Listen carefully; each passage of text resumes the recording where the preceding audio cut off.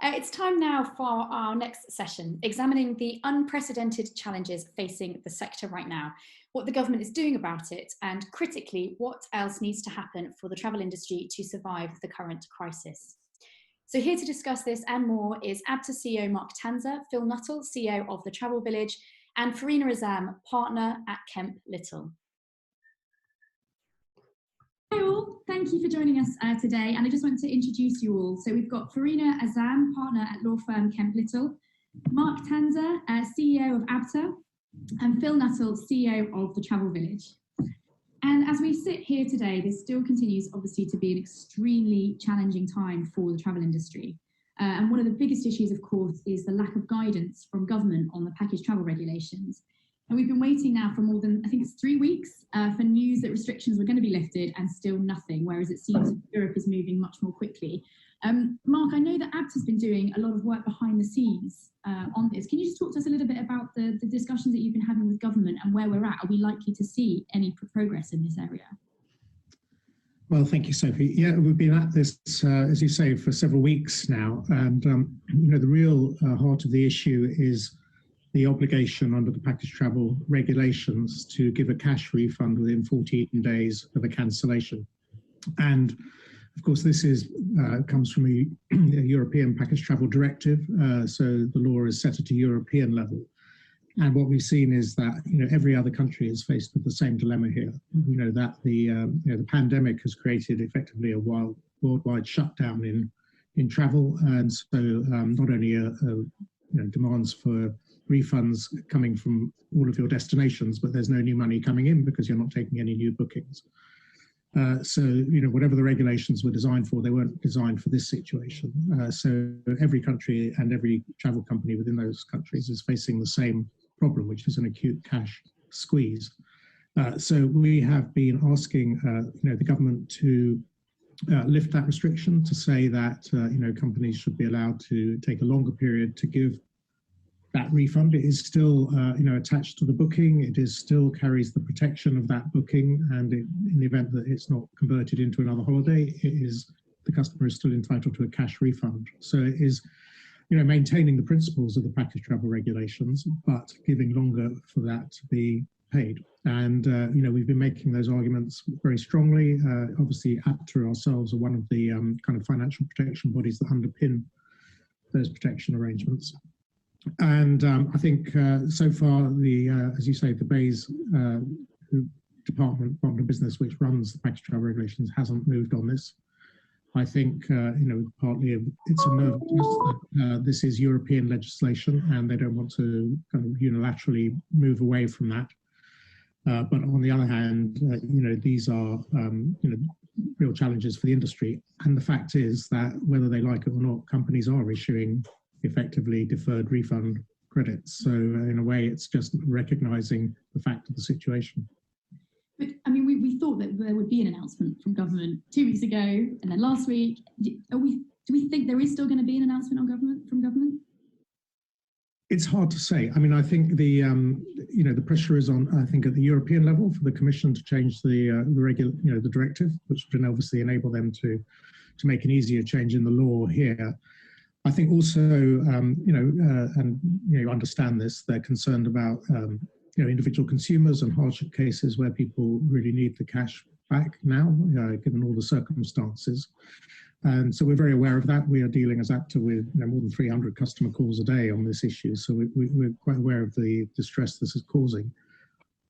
But the argument we're making is that actually the consumer won't be in a worse position, because in the event that travel companies are forced into bankruptcy, by the time people have put in their claims from Atoll or Abta, it's going to take just as long as the deferred credit arrangement. I mean, CA is still dealing with claims from Thomas Cook, which was in September. So if you had a large-scale, wipe-out number of failures in the travel sector, it's going to take the consumers a long time to get their money back through that route. And it's much better that we keep the companies alive in the meantime and ready for when the recovery comes.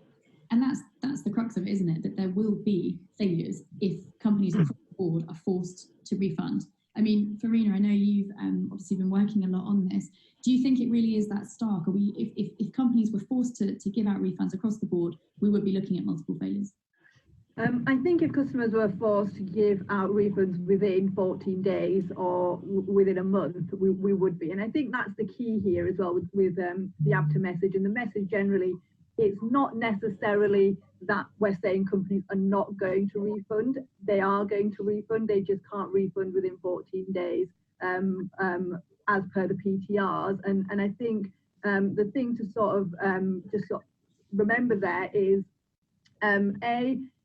when you look at the sort of the customer responses that are coming through, especially on social media, there seems to be this feeling that travel companies are holding on to their money. And I think maybe there needs to be more of a message that actually a lot of the times it's because the company doesn't have the money. And if you're going to ask travel companies to refund within 14 days, all of the cancelled bookings, they just wouldn't be able to meet those refunds. They would not be able to meet those liabilities. And I think that is the tricky part of it, really.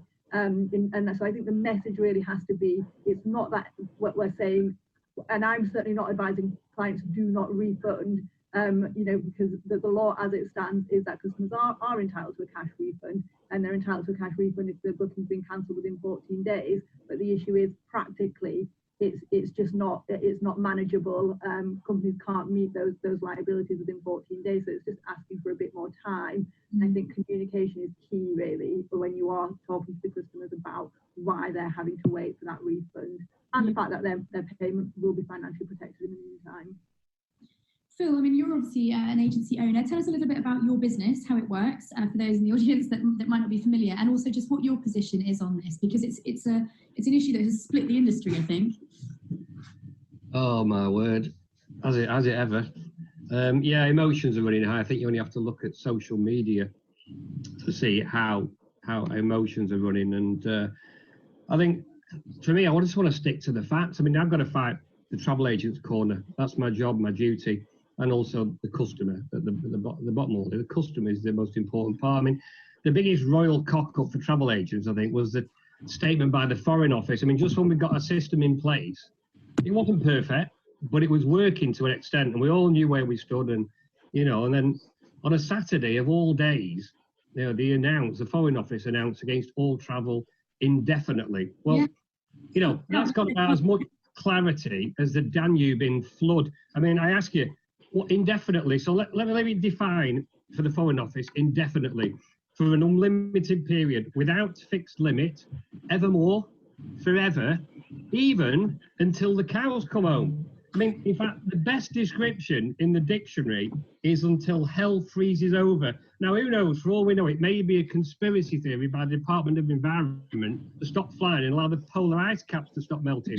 But what does it mean? I mean, they've either inadvertently or deliberately created like a plethora of possibilities that will affect travel agents, right? One thing it has done is, in effect, it's like potentially protected tour operators and agents from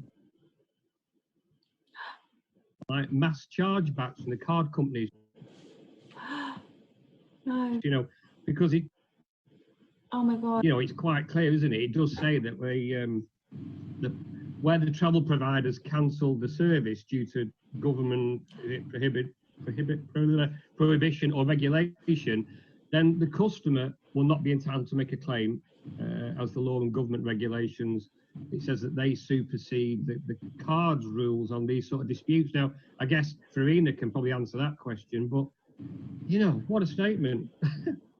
I mean, Mark, did you have any indication that was coming actually from the FCO? Did they have a conversation with you first, or because it seemed it was quite late on Saturday night, wasn't it? Yeah, no. We had a very brief sort of warning before it came out.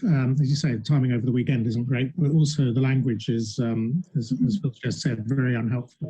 I mean, their argument, I would say, is that their travel advice is always unlimited in terms of its duration. When they put a travel advisory out on a country, they don't say, don't go to X country for 3 months. They say, don't go to X country and we'll review it. And when it changes, it changes.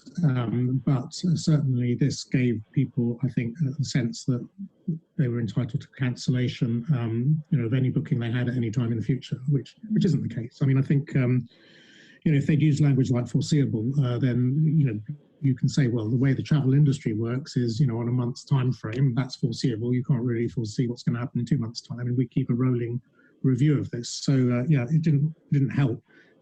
on the website, they didn't use the word indefinitely. It was in their press release, but if you actually go to the advice on the website, as far as I could see, it didn't actually use that word. Right. But yeah, we made very strong representations to the Foreign Office that that was not a helpful adjective to use. And have they listened? Are they going to amend the wording at all? Or? Well, they have. It's not on the website. You know, it was in the announcement they made, but it's not. It doesn't say on the website that this is indefinite. It's it just says this is the advice currently. The trouble is, once the announcement's been made, the damage has been done. It's harder to then go back and rectify, isn't it? So. Yeah. Farina, how much headache? I think legally though as well, I don't think it actually changes the legal position. The advice has always been review on a 3 to 4 week basis in terms of what bookings are coming up, what's the FCO advice for the next 3 to 4 weeks, and that hasn't actually changed as a result of the FCO advice. But I do appreciate that it's resulted in a lot more customers trying to cancel bookings and getting in touch, but the actual legal position and how to deal with it remains the same. Just review it on a 3 to 4 week rolling basis. Mm-hmm. And Phil, just back to what your position is. I mean, are you refunding customers, or are you sort of waiting to see those customers that really push it and refund them and actually try and issue credit notes? Or? Well, we're acting really as a travel agent, so we're actually actively canvassing to try and get the money back for the customers that want it. But I think what is important in this is that I think travel agents sometimes you need to take the emotion out of it. I know it's very difficult. And, the important thing to remember is that people are going to want to take a holiday. So, we've been working quite hard with our customers. It's that transparency, isn't it? It's having that emotional relationship with your customer and talking to them, explaining the situation. And actually, we've done really well in getting customers rebooked for 2021. So, that's worked really well for us. So we try and get the refunds, and we are getting refunds through. Jet2 holidays have been fantastic. Ryanair, they've been great. So, it's great to see those businesses working with us and helping out. But the majority of customers are rebooking. That's good. I mean, I think the challenge for a lot of people, agents have been comparing the sector to the Wild West at the moment because of the mixed messaging coming from tour operators. I've heard that phrase used time and time again. Is that fair, would you say, Phil, that different operators have got different messages? Yeah, I'd say it's fair, but it's not helpful. No. And Mark, is there anything that Abta can do with that? Is there any kind of uniform message that you're urging Abta members on the operator side to have one kind of firm stance, or is it's too difficult to... No, I don't. I mean, Wild West. I think there are three categories here. There are people who are giving tour operators cash refunds, which is great. They've got money, they're giving it. That's good. And then there are two other ways you can go. You can either give a deferred refund, or you can go out, and some are saying this, and say there's no refund due at all because these contracts have been frustrated. So all of the provisions of the Package Travel Directive have been null and void. We disagree with that. We would hold Abta members to account for saying that. We do not believe, that the customer's right to a cash refund has been erased because of this. It is still there, as Farina said, and we want a longer time to be able to deliver that. So the real centre ground is people who are trying to find a date whereby they can basically make that cash refund good and so forth. And there are different time frames for that. Some people might be saying, well, I need until September or January and whatever. So yes, there are different time frames on those notes. There isn't a uniform date. But the important thing is, again, as Farina said, that these are protected. Either the Atoll scheme or the Abta bond underpins this, and that, basically the customer can be confident that with this refund credit, if the company were to go bankrupt, they still get their money back. So I think depending on the kind of length of bond you've got or what, people will have different dates. So I don't think it's quite as chaotic as people say. In terms of different policies, there may be different dates, but actually there is one central group who are saying, I can't do this within 14 days, I need a longer extension, and this is the term of the note that I'm giving. And so just to push you on that credit note side of things, they're financially protected. They are Atoll protected, are they? Because the CAA has been a little bit more reticent in kind of using such affirmative language. But no, protected, or? No, if you look at the payment terms of the Air Travel Trust Fund, which is the fund that underpins the Atoll scheme, it is quite clear that deferred refunds against an Atoll booking in the event that the company goes bust are still payable under the scheme. And this is exactly that situation. It's very different to people issuing vouchers. If you issue vouchers as compensation or as a sorry, then those are not covered. They've never been. But this is basically a deferred refund on the original booking. The booking is still there, and that is covered by the ATOL. The credit note. Yep, a refund credit note attached to that booking, and it's very important. The documentation says this relates to that booking. It was this amount.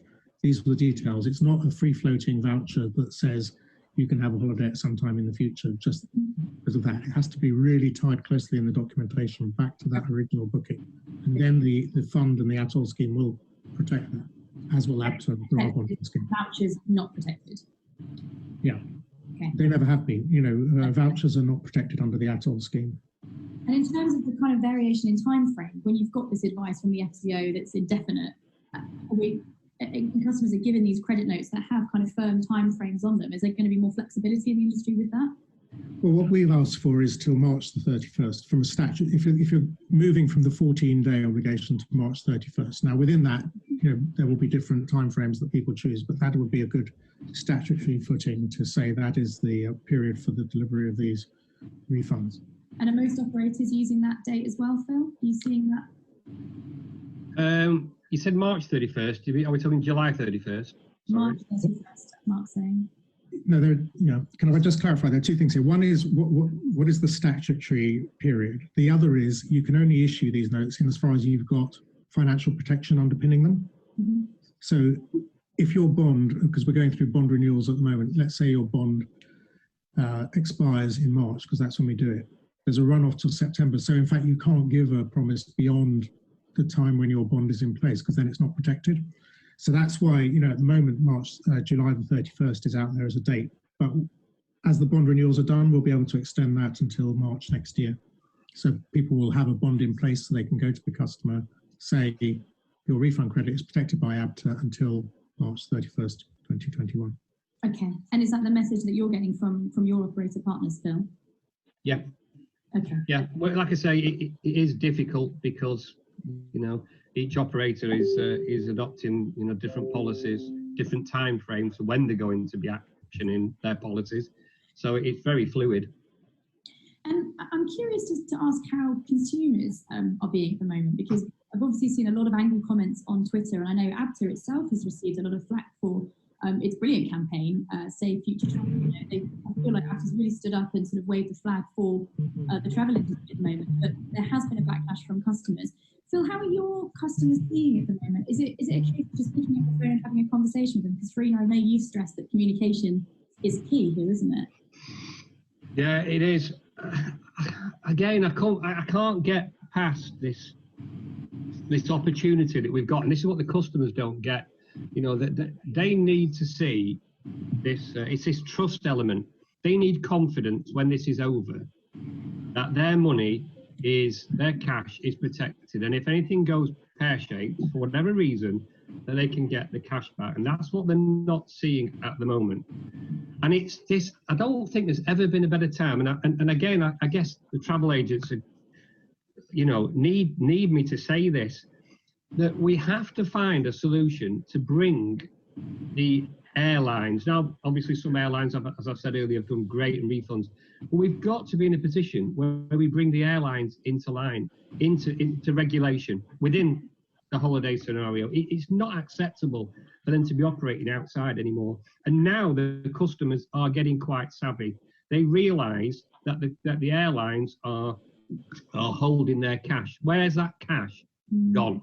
They want to know where it is, and they're now realising, that actually they understand the process. That if the airlines are not releasing the cash that we've given them, where do we stand? I mean, the classic example I've had this week is we've had one airline where we've got a ticketing deadline for December this year, and they brought the ticketing deadline forward on Monday and given the customer 3 days to say, cough your cash up, thousands, to protect your fare, or there you go. Now, at least Dick Turpin wore a mask, I mean, can you believe that we are still allowing the airlines to operate this sort of policy? It is scandalous. And until we get to the bottom of this problem of dealing with the airlines and bringing them in line globally, and in fairness, the governments across the world now have got the airlines by the balls, for want of a better word. So why don't they exercise that opportunity to bring them in line? I don't get it. Am I missing something? And the consumers are asking that question now. Mark, what would your thoughts be on that? Because I think the UK government has perhaps held back more than a lot of governments around the world in terms of supporting our aviation industry. I know there's obviously been noises now made for EasyJet. I know Virgin Atlantic has obviously got questions out there for the government to help it. But there is a lot of frustration, as Phil said, not just from travel agents, but from customers that want to know where their money is. And if the airlines aren't playing ball, is it fair that the government helps them? What's Abta's position on that? Well, we absolutely believe that the government should enforce. There's a regulation, the European Regulation 261, which says that where a flight is cancelled, a cash refund is due. And the CAA are the enforcement body here. They have put out statements saying we will enforce 261. We're confirming that you have to pay cash refunds. But as far as I know, they haven't taken any actual action against airlines who are not doing that in terms of fines or other measures they could take. As Phil said, some airlines are doing it, some are really flouting the law here. And what the airlines are campaigning for, again, at the European level, is that instead of giving cash refunds, they should be allowed to give vouchers. And we are saying, no. And you could say, well, that's not consistent because you're asking your members to give vouchers. But the point is, the reason why we have to defer our refunds is because we're not getting the money back from the suppliers.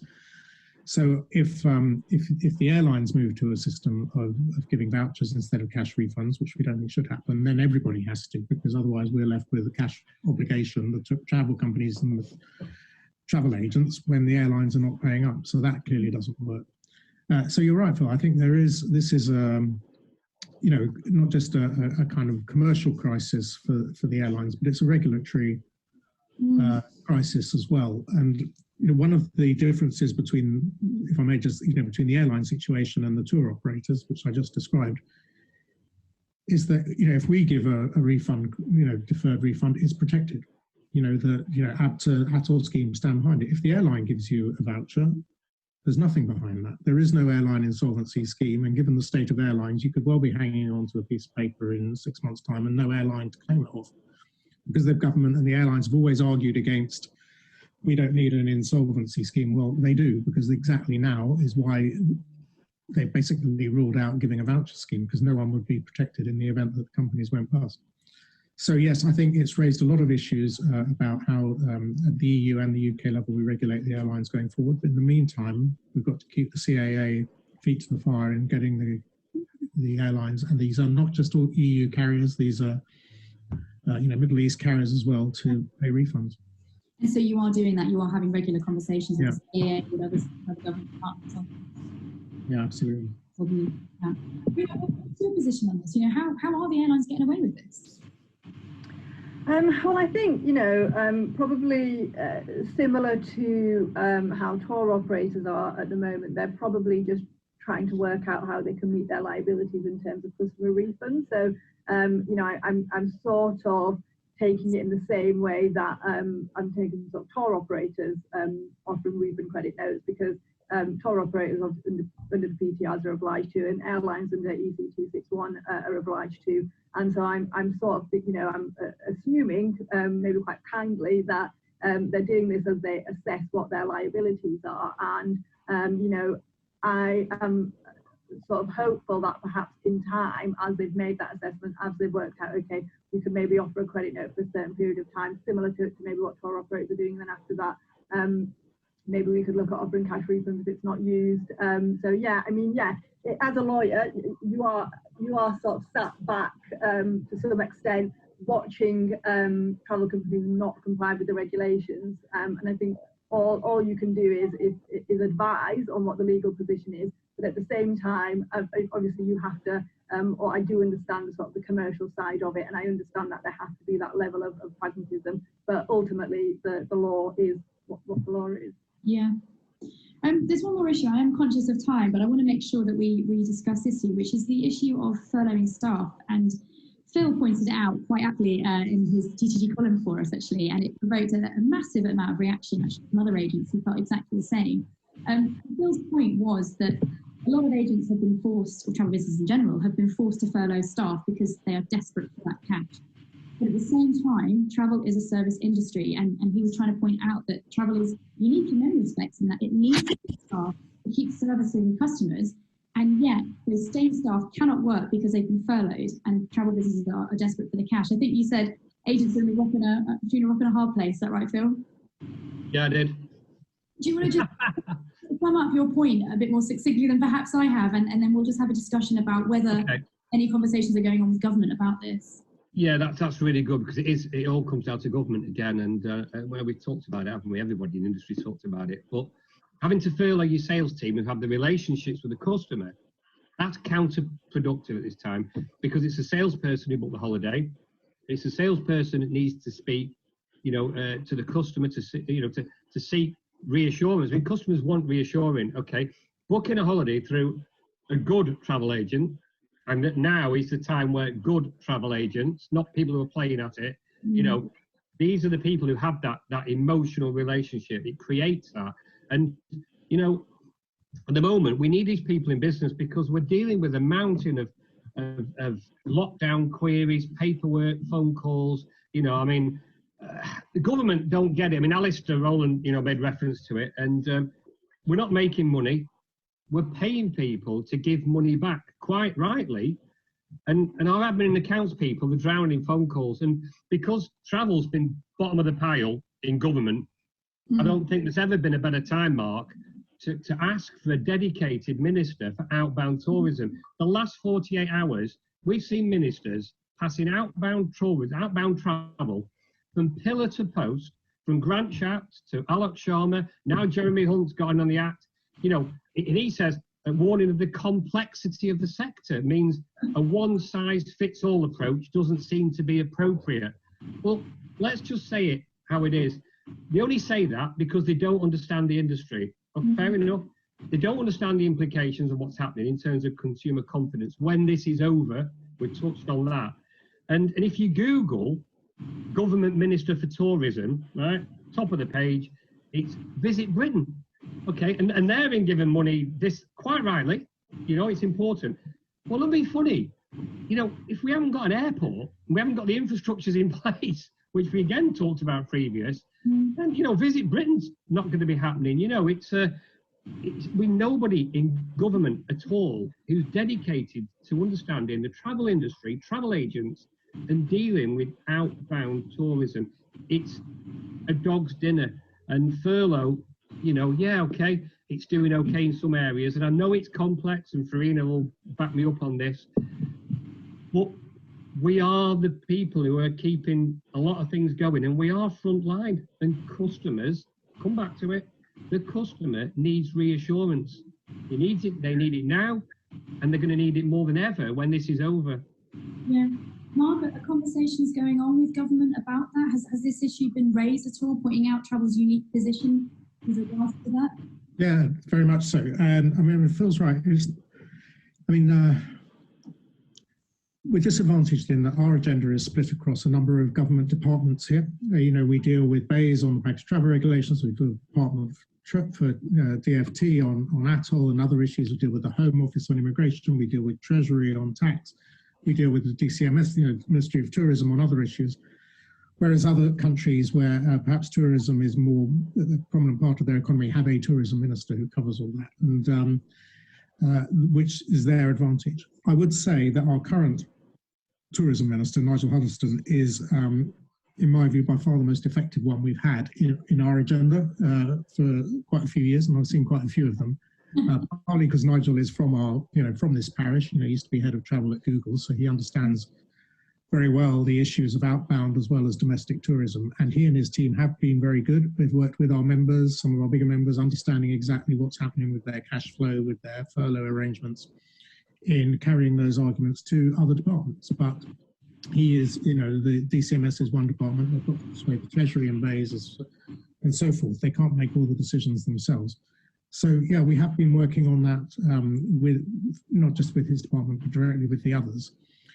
The issue of furlough came up quite early on because, exactly as Phil said, we realised that simply putting people at home wasn't going to work for us. And in fact, it doesn't work for the domestic sector either. One example that I have these weekly conference calls with the Secretary of State for Bays, is zoos. I mean, you can't, animals have to be fed, zookeepers still have to be there. The fact that there are no customers and no income doesn't help. So there are all sorts of sectors where this binary arrangement whereby you're either working or you're not on furlough doesn't work. They need a much more flexible approach to this. And so it's not just our sector. I think a lot of others are saying this isn't going to work, particularly as we start to move into what we hope will be a recovery phase, where you may still not be getting the revenues coming in, but you still need people there to start preparing for new bookings, start preparing new venues for events, start doing all the preparatory work to get the economy back up and running. And how receptive is government being? Are they listening to this? Are they understanding, or are they just sort of nodding heads and then kind of brushing it on? Well, you can only, the government will always nod and say that's very interesting. It's only when they act that you can tell that they've been listening. And they are clearly trying, they're in uncharted water where effectively they're sort of nationalising the UK for a period of time in terms of the workforce. They are engaging, I would say. I mean, they are having conversations. I think the dialogue is there, but, sometimes the actions aren't as quick as we'd like. Yeah. Is there not an appetite then now, Mark, on behalf of the travel agents, is there not an appetite now to canvass for Nigel to maybe be promoted and to actually start some procedure into getting this role changed in the future so that we're not in that position again? Because I think people are very sceptical that we're going to brush it under the carpet when it's all finished. Everything gets back to normal. Everyone's on the holiday, slapping on the suntan cream and thank you very much. I think that we've got an opportunity now, and I'd like to find out how we can grasp this opportunity so that it's not forgotten, so that moving forward, we're in a much better position and we've got a better structure. I think that's a very good suggestion, Phil. And I never waste a crisis, as they say. And if there is any sort of silver lining to this, it could be the opportunity to get a much higher, sort of more prominent seat at the table for our sector. Yeah. New campaign coming on. So, Farina, just on that furlough point, I was just going to ask you from a legal perspective. I know firms are quite strictly adhering to the rule that if you are on furlough, you cannot work. Is the government going to be checking this, and how strict can it be? Does that mean no checking of emails, nothing? Yeah, I mean, I know that it is being reviewed because I did get an email a few days ago from our employment team that was talking about the fact that you may be able to volunteer on the furlough scheme, and we were actually talking about it in the context of travel startups. It was a travel startup that contacted us and said, actually, we've got all these travel industry staff currently sitting on their hands not being able to do anything. Is there any way they'd be able to maybe come and help out some travel startups on a volunteer basis? And actually, I think the answer initially was no, and then a few days later, that it had been reviewed by the government, and there was some guidance that was given, and we were like, actually, yeah, this could happen. So it is constantly being reviewed, and I think I think there are lots and lots of issues that are arising from the furlough scheme. One of the main ones being the staff are not there, and they should. My understanding is that they shouldn't be checking their emails, and they really shouldn't be working. And that actually comes down to what was my initial point of the lack of communication as a result, because customers are not having the responses to their emails in time. That's making them even more frustrated. And then actually just touching back on Phil's point at the very beginning, it ends up in chargeback claims because customers feel like they're not getting the responses that they want. They feel like they're being ignored. They feel like their travel companies are taking too long. And actually, it's through no fault of the travel companies that they've had to furlough all their staff. But it means that the amount of chargebacks will be a lot higher as a result because there isn't that communication method initially because travel companies don't have the staff. The fact that there is this updated guidance coming out, though, suggests that the government perhaps is listening to where bits of the scheme don't quite work. So yeah, potentially, but there is hope there. There is hope there that it could change, and I think this is a scheme that's never been done before. So obviously there are going to be things that haven't been thought about. There are going to be teething issues, and I would expect guidance to and changes on a regular basis as the scheme beds in and as issues are arisen. So I would like to think that something would come through, but at the moment I know that's not very helpful. And lastly, I just want to touch on the point that Mark flagged actually, which is that all of these issues have arisen during this crisis, and I think it has brought to the forefront the fact that travel isn't perfect, that there are a lot of things that can be changed and that aren't working in times of crisis. And I just wonder what you guys think in terms of how the industry is going to be changed going forward. Are we likely to see big changes? Perhaps we might see a dedicated tourism minister, for example. Does each of you think that the industry is going to be a different place as we move forward into the latter end of 2020 and going forwards? Mark, do you want me to go? Me? Yeah. I think that, again, we need to have two things. One, we need to have a dedicated tourism minister. And secondly, we need to find a solution to ensure tax every form of travel so that the money goes into a trust fund that includes the airlines. Moving forward, a very simplistic approach so that the customer's money is protected, government holds it in trust. If anything happens, it's paid back. They're the two things I think we need to focus on. Do you think they will be? Do you think there will be change, Phil? Well, there's got to be. You know, like I said, this is unprecedented. This is the world closed, in effect. We're going to reboot at some point. So there's never been a better time. There are no excuses. I've heard excuse after excuse in 37 years in this industry.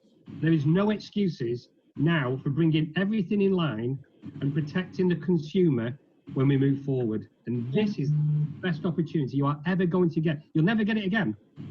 Farina, in terms of the things that your clients are saying and the message, have a more holistic view of the whole industry, what are your thoughts on that?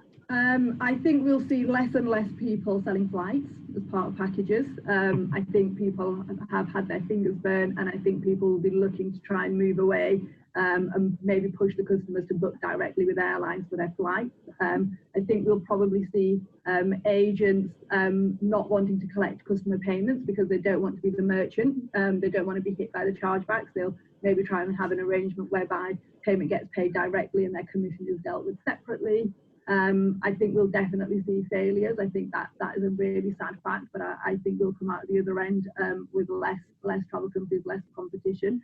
And I think I do think that travel companies and travel agents and customers will remember who's treated them in a certain way, and I think that the repercussions of that will probably go on for quite a long time in terms of who comes out this the strongest.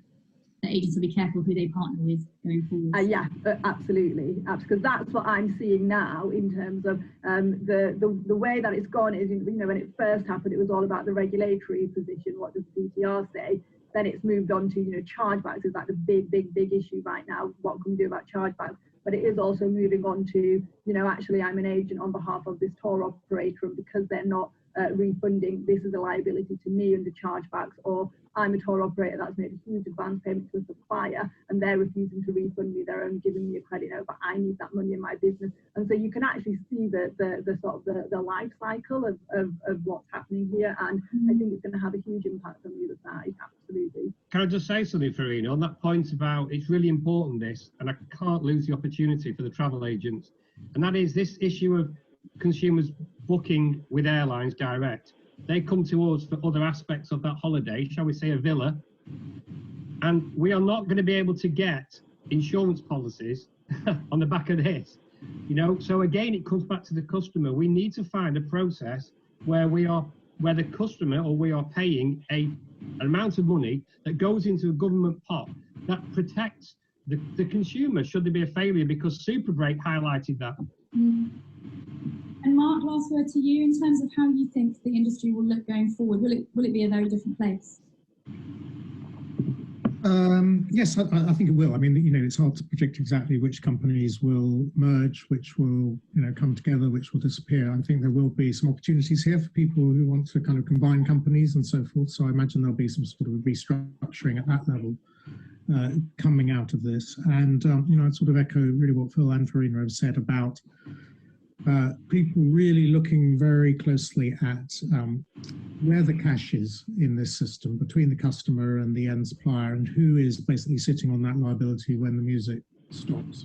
This started actually with Thomas Cook when they failed. I think a lot of people were suddenly, tour operators were caught short because they weren't getting the money back from Thomas Cook, the retail side and so forth. And I think that made people think, well, okay, what is the right way to do this? Is it to pay the tour operators directly and they give a commission back to the travel agent? What is it? The only thing I would say is that, this industry has lived for a long time on using the custom deposits as its working capital. That is the fact of the case. These are not strongly capitalized companies.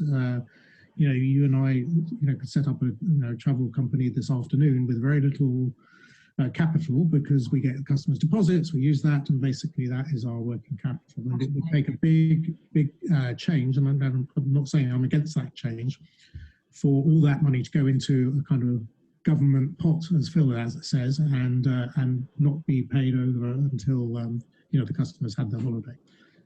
But we could well end up having to do things like that so that we don't end up in a similar situation again. So that companies aren't able to just use customer cash flow to prop themselves up. They need to have deeper pockets than perhaps they do currently. Potentially, that's the way we should go, yeah. And ultimately, I guess to Phil's point, perhaps it might mean that the government takes travel a little bit more seriously, that we do end up with a dedicated tourism minister, that we do have somebody fighting the industry's corner in the way that perhaps we haven't really had before. Well, one of the things that has actually caught the government's attention in this, in getting them to focus on the issue of refunds, is that this is their liability. If in the event that the travel companies can't pay this and the atoll scheme can't pay it, this ends up on the desk of the BEI's Secretary of State in the Department for Transport, and that gets their attention, because we're talking billions of pounds here that are going to end up as their funding, and the taxpayer will be funding, because it's their obligation under the directives as a state to be able to provide these protections. So in a way, this isn't just another industry saying, please help us out. This is their problem, and I think that has certainly got the attention of the senior politicians here. Yeah, and about time too. Listen, thank you so much to all of you. I know we're going to move to questions now, but really, really appreciate your time, and thank you very much for joining us here today. Thanks, Sophie. Thank you. Well, thank you again to our panellists. Sadly, Mark Tanzer actually can't join us for today's Q&A, but instead we are going to be joined by Abta's Head of Public Affairs, Luke Petherbridge. So Abta is still well represented. Farina is also going to be joining us, and Phil Nuttall. Can I ask everybody to direct their questions to the Q&A? I know there's still some questions coming through the chat. I mean, we have a lot in the Q&A as well, but just to make sure that questions are also coming through to the Q&A part, as well as the chat. The chat's really helpful for live discussion, but yeah, if I can ask for your questions to come through. I can see we're just joined by Luke. Farina is coming shortly as well, and we should also be joined very shortly by Phil. Just while we wait for Phil to join us, Luke and Farina, we've had a lot of questions coming through, which is fantastic. Luke, I know obviously you can't answer on behalf of Mark, but some of the questions coming through are saying that there's been obviously a lot of so-called industry experts talking on consumer channels, on TV, accusing travel agents of breaking the law because they're not adhering to this refund. How long they're saying until we get an announcement from government that this is final? And I know that's a discussion we obviously just discussed about the PTRs, but agents feel in a really difficult place. I mean, Luke, have you had any further conversations since our discussion with Mark? What's government saying? Yeah, I mean, we're speaking to government pretty much non-stop, to be honest, or certainly to the officials that are leading on this within the Department for Business, Department for Transport. I think since Mark, or since she started speaking, one important thing that has happened is the European Commission has again released a statement today saying that they are looking for member states to take a pragmatic approach to refunds. So again, they are acknowledging that the time limit in the current legislation is impossible. But you know, that's not legislative regulatory change, but it is a pretty firm statement from the Commission that member states should be seeking to address this issue, and we are seeing many are. Of course, 9 other countries across Europe have done so. So it is frustrating that one of the government lines we keep getting back is this is EU law, we can't change it, particularly as we're the only member state in quotes that has left, essentially, and those that are still within the European Union are changing their law. Yeah. So hopefully we will get movement. Obviously, we have the Safe Future Travel campaign going on as well. We've had over 20,000. I was going to say, just for any delegates that might not be aware of it, just quickly remind everybody, Safe Future Travel, write to your MP. SaveFutureTravel.co.uk. Since this all began about 3 weeks ago, we've been saying to write to your MP. We've provided a template letter. We've made that really simple. It's now SaveFutureTravel.co.uk. Go online, say who you are, whether you work for a travel company, you own a travel agency, or you own a tour operator, and fill in the online template, send that off to your MP, and let them know that you're expecting action on this. And I think the really powerful part there is, one, you're a constituent, so they care about your view. Two, the MPs themselves will then be talking to the minister and urging him to act. Brilliant. I've just seen on the chat, actually, someone possibly from Abta has just put the link. So there we go. You've got no excuse not to sign it. Farina, we have a question which actually I think hopefully you'll be able to help with. It's someone anonymous, but they're saying that as we stand now, what's the latest possible refund voucher validity that we can offer? They say, can we offer a voucher valid for 1 year for rebooking? Well, it would come down to the difference between a voucher and a refund credit note. So a voucher which wouldn't be financially protected, you can choose what date you want in terms of an expiry, provided it's a reasonable date and a reasonable time period for a customer to make a booking in.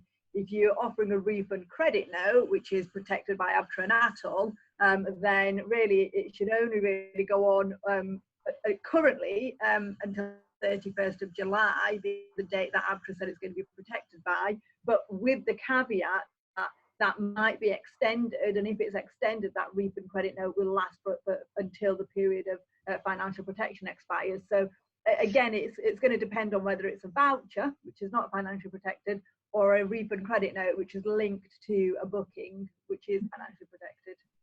Okay, thank you. Hopefully that answers your question, Anonymous.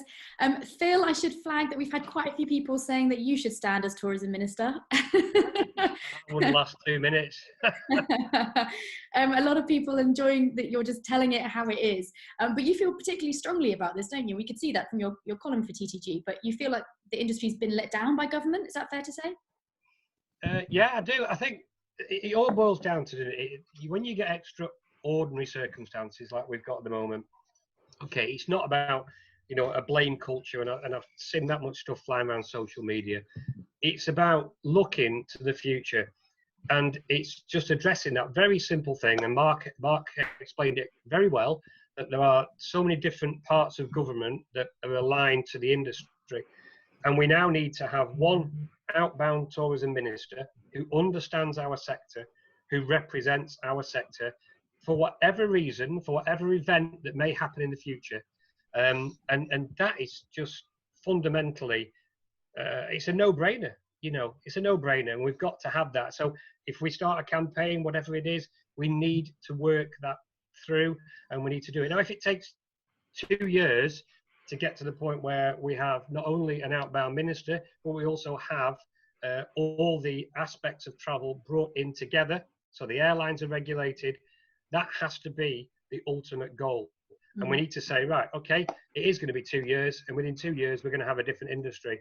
And what's it going to look like? How is it going to change? How are how's the cash going to change? So we've got time to prepare. Yeah. But ultimately, we have to do this now. It's no good, what if? We've got to act on it and do it. And I think a lot of people agree with that. Farina, we've got a legal question. With the wording used by the FCO amending their advice to an indefinite period, which they helpfully snuck out on Saturday, does this mean tour operators can invoke force majeure to cancel departures at any time? What is the time frame limit that applies to cancelling? The issue of force majeure, I think, gets confused when you're when you're dealing with a package booking. So if it's a package booking, it's regulated by the package travel regulations and the rules in there around cancellation. But if it's not a package booking, then you could use force majeure and look at what your terms and conditions say around what happens in the event of force majeure and what cancellation rights you have, what cancellation rights the customers have, which, provided that they're drafted in a fair manner, will be fine. Under a package, and you've got to look at what the PTRs say around cancelling for unavoidable and extraordinary circumstances, which is basically force majeure, but it's regulated by the PTRs. And if you if you want to cancel a booking because of everything that's going on, if you have cancelled that booking, then the PTRs apply, and the customers are currently entitled to a full, customers are entitled to full refund. Okay, thank you. Someone here, anonymous, says Mark said vouchers are not protected, but airlines are all offering vouchers. So how does that work? A question for Farina or Luke. I guess it's a difference between the fact that they're protected if they're from a tour operator. Is that right? And it's the difference between protection and what protection you get with that. I don't know, Farina or? Yes.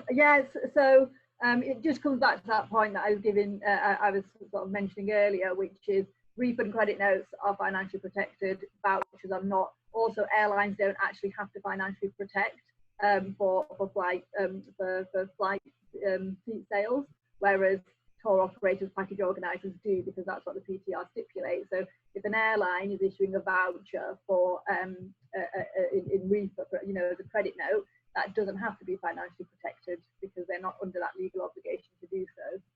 Okay. Quite a pertinent point. Someone just says, Nigel Huddleston MP is our tourism minister.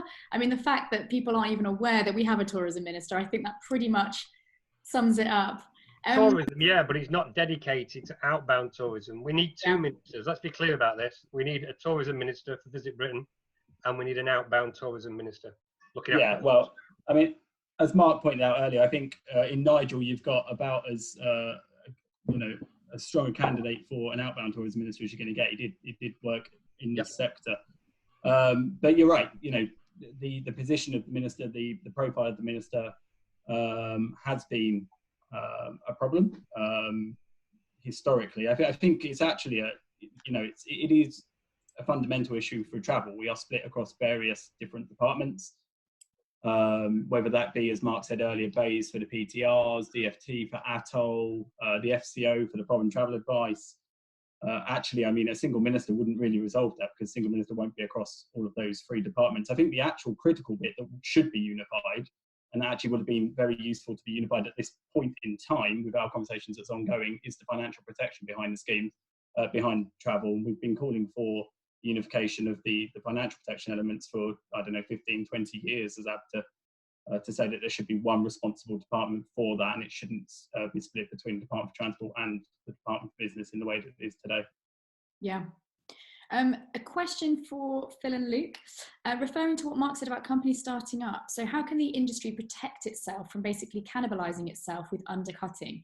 So I guess when the good times start again, which they will, let's remember that, they say that customers are going to take advantage of finding the best deal, and those companies undercutting to negligible margins may benefit in the short term, but of course that could cause severe problems for the industry as a whole in the long term. Phil, is that something that you're concerned about? I think it's always there. It was interesting when you heard the gentleman speaking earlier about opportunities for VCs to come in and look for businesses to buy, and over a period of time they'll sell them on. So there's always that issue in the travel industry, isn't there? So I don't see that going away. Like I say, it's part and parcel of what we've got at the moment. Nothing's going to change that much when we come out of it, because again, we haven't started planning for what travel's going to look like. And that's why I say this journey we now have to start. We now have to engage, and the only way we're ever going to deal with that is by using this current lockdown to start the wheels in motion to see what is it going to look like in the future for the customer, in the best interest of the customer, and best practice in business. Yeah. And Luke, we touched on, the kind of work that is going on behind the scenes with government. Do you think that they are largely being receptive? Because as Phil said, there are so many issues that it just seems that the industry isn't being listened to. It's not just PTRs, it's the fact that furloughed staff for the travel industry is in such a unique position. Are ministers listening? I think they're getting this from a lot of different economic sectors at the moment, of course. But the ministers we're speaking to, the officials we're speaking to, yes, I do think they're listening. That's not, sadly, the same thing as saying that they're going to act immediately on any of these issues. We've certainly been raising the furloughing point. I mean, if you look at the Safe Future Travel campaign, whilst the main point is the package travel issue and the refunds, we do also talk in that campaign and in the messages going to MPs around the business support measures that have been announced and difficulty in accessing those for the travel industry, and actually the fact that some of them don't really help. A loan in the travel sector isn't going to help you given the margins in the industry. What we need is the regulatory breathing space to get through this as an industry in one piece, not a loan with an interest rate that's going to mean that essentially what you're doing is delaying a problem for another day. Okay. So no, we are having a conversation. I do think the government is listening, but as Mark said earlier, really that's not the same as acting. We're not there yet. Yeah. All right, thank you so much to all of you. I am conscious of time. I know we're overrunning, but to those who didn't get their questions answered, don't forget we've got the Business Support Forum. Phil, can we just have a last word? You're not going to run for Tourism Minister? No, my wife wouldn't let me. Damn it, I thought we could have an exclusive scoop there. Listen, thank you to all three of you. To the rest of our delegates, we will be back in 5 minutes at 4 p.m. with our next session, which is going to be focused all about marketing tips to make sure that your business is ready for when the upturn comes, which it will. So do tune in 5 minutes time, and I'll see you again shortly.